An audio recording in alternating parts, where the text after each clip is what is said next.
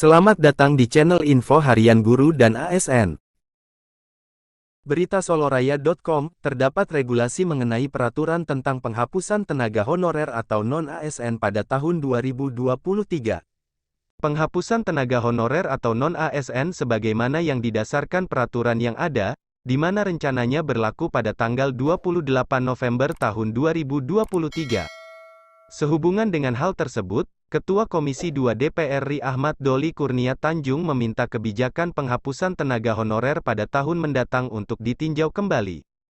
Hal tersebut dikarenakan terdapat sejumlah isu penanganan tenaga non-ASN, di lingkungan pemerintah pusat maupun di daerah yang masih belum tuntas. Disebutkan oleh Doli bahwa rencananya implementasi PP nomor 49 tahun 2018 akan mengakhiri tenaga honorer di lingkungan pemerintah pada tanggal 28 November tahun 2023, kata Doli. Hal itu juga sudah dikomunikasikan dengan Kemenpan RB.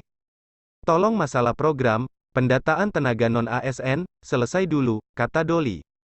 Akan tetapi, jika pendataan tenaga honorer belum selesai, maka penghapusan non-ASN diminta ditinjau ulang untuk ditunda. Sesuai dengan laporan yang ada, jumlah instansi pemerintah yang mengikuti pendataan tenaga honorer sejumlah 590 instansi, yang mana meliputi 66 instansi pusat dan 524 instansi daerah. Atas hal tersebut, Komisi 2 DPR RI telah menerima berbagai masukan tentang persoalan tenaga honorer, di mana DPR RI akan membentuk panitia khusus, Pansus, tenaga honorer. Aspirasi-aspirasi yang disampaikan termasuk rencana Pansus tenaga honorer, telah menjadi bahan pertimbangan DPR RI. Hal itu guna membentuk peta jalan yang komprehensif dengan mitra kerja terkait. Apabila tidak memiliki penyelesaian yang komprehensif, nanti akan menyebabkan masalah baru, sebagaimana yang disampaikan Doli.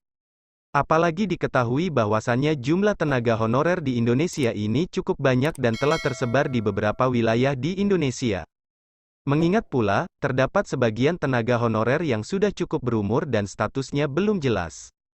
Oleh sebab itu, perlu perhitungan yang matang untuk menyesuaikan kebutuhan terkini, nanti akan kami sampaikan dalam rapat kerja bersama dengan Menpan RB, kata Doli. Pada kesempatan tersebut, Doli turut memberikan apresiasi terhadap kinerja Pemda di Kabupaten Tangerang yang memiliki tata kelola non-ASN yang terorganisir, sehingga dalam pendataan hingga pemetaan tersusun dengan jelas. Hal itu juga karena Kabupaten Tangerang menjadi salah satu kabupaten yang dapat mengendalikan masalah ASN, terutama dalam masalah tenaga honorer. Demikian informasi terkait tenaga honorer pada tahun 2023 bulan November, yang pada penghapusannya diminta DPR RI untuk ditinjau kembali.